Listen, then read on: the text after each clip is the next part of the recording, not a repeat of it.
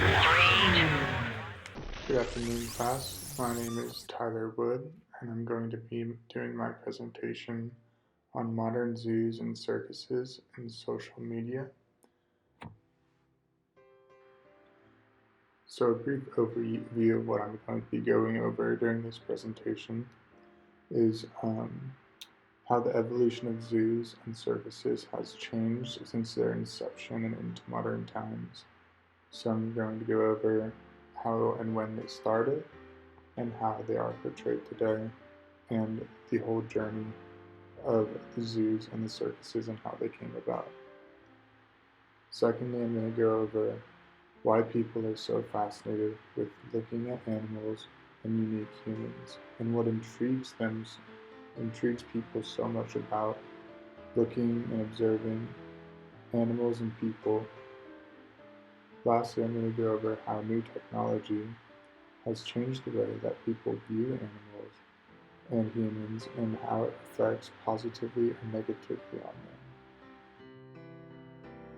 The first signs of human zoos go all the way back to times of colonialism in the 1500s. A certain human zoo that historians know in particular was named the Montezuma in Mexico. The zoo did not only contain a large amount of animals, but it also kept different forms of humans, such as albinos, hunchbacks, and dwarves. Also, during the Renaissance, the Vatican held people on display from different primitive backgrounds, such as Indians and African Americans, for people to view and observe, which was kind of interesting because the Vatican was a whole Christian thing, and it was pretty weird that they would put people on display like that and expose them in that way. And lastly, in the 18th and 19th century, Germany created ethnographic museums where primitive people were also put on display to show the changes in evolution and how the Europeans have become superior to primitive people around the world. Animals have been on display and in captivity ever since humans were able to overpower, capture, and use animals. Animal captivity can be traced as far back as 350,000 BCE, where rulers kept a collection of animals on display or for sport. It wasn't until Theodore Roosevelt changed the idea of a zoo when starting to talk about the conservation of animals and saving animals who are in need or going extinct. After the conservation of animals, zoos started to become a more positive influence on awareness and conservation, which is starting to transform into the more of a modern day zoo. In the 19th century, animals started to get natural enclosures where the animals would have more room to live free and in a more natural environment outside of the cage, and humans were also able to better observe animals in a more natural habitat. People who performed in circuses would often be referred to as a freak because many of them had many different deformities, as you could see on this slide. So during the rise of circuses, many people who performed in these shows had some sort of deformity or special ability that people who viewed these shows found extremely captivating. There was also something about these people who were extremely talented or extremely deformed that would captivate a large crowd of paying customers to watch. The people with these deformities or special abilities began to profit from their natural gifts, which was evolved in many ways in modern times through social media. And as you can see, a lot of these people either have 2 heads or 4 legs or massive legs, or people who are really tiny. And all these people would come together and join a circus, and everyone would just be so captivated by their deformity.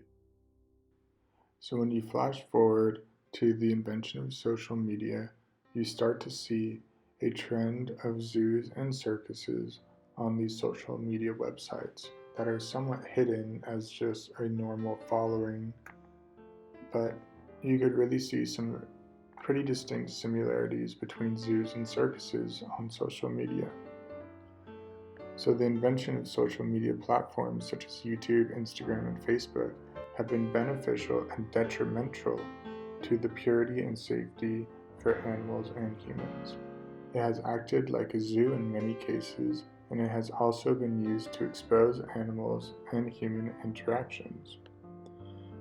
The reason for posting people's insecurities has been to profit off of people who can have very talented abilities or disabilities and make the public aware of their talent. For animals, it has been to either expose them for how dangerous they are, and social media for animals has allowed animals to be viewed outside of the cage, and it can show how pure and natural reactions to other animals in the wild. Some of the more positive social media accounts, such as Black Jaguar, White Tiger, have allowed people all around the world to view animals in a zoo who need rescuing and support, where they raise money to help these animals. There are also many accounts on Instagram who use the platform for helping animals and teaching about them at the same time. One of the reasons why Black Jaguar, White Tiger is such a big Instagram following is because in Mexico, it is legal to own a lion or a tiger, and many of these animals are treated poorly by their owners in Mexico.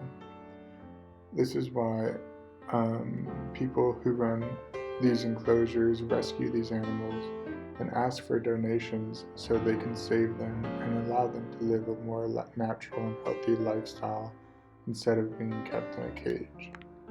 There are also other accounts, such as Mike Holston, who helps spread awareness and knowledge about many different kinds of species in the wild. This channel is similar to a zoo because it introduces you to the animal where you are able to see it, and while you are looking at the animal, you are able to hear interesting facts provided by the content producer.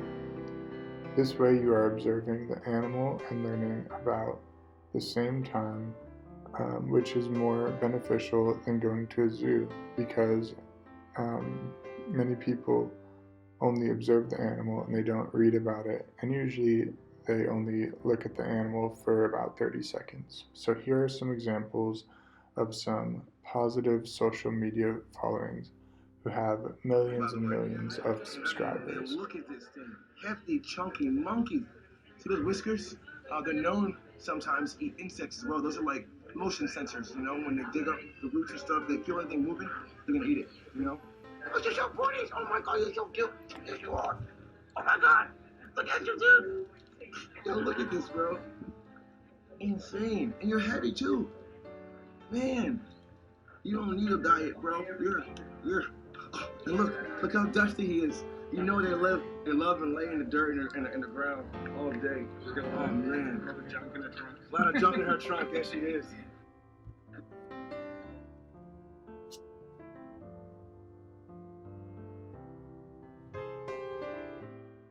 On the other hand, these are the people who I call the modern day circus, or human zoos, because they have appeared on social media where they expose their deformity to try and awe the crowd with their talent or deformity to capitalize on it. Some of these counts, such as Supreme Patty, or the people affiliated with Supreme Patty, are what I call the circus gang because they post videos of themselves doing reckless stunts or exposing their deformity in hopes to gain a large following so they could run paid sponsorships on their page. This is similar to how the circuses used to run because they used their disability to capitalize and bring in a large crowd. This kind of defines evolution of human zoos or circuses because social media is turning their mobile phone or anyone's mobile phone into a mobile circus, because the amount of people that view these videos of the so-called circus gang and animal protection accounts are more than the 175 million people who visit the zoo every year. And here are a few people who expose themselves to this by exposing animals or their deformity to get a mass following. And I'm about to enter the sting zone with the tarantula hawk. Go for it. 1, 2, here we go, 3.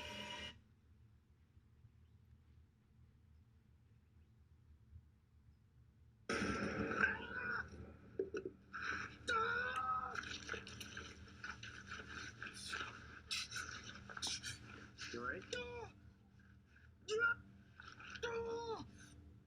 Oh my gosh! Okay. That is the most intense pain I've ever felt. I don't think I can talk. So, my overall opinion on whether social media has benefited zoos and circuses in a good way or a bad way is somewhat mixed. In my opinion, social media has manifested into what humans have been doing for thousands of years, and that is observing animals in enclosed or wide habitats, or where they expose people with special abilities or disabilities, similar to what circuses have been doing since their inception. The reason why hundreds of millions of people are so captivated by these videos is for the simple convenience of entertainment purposes.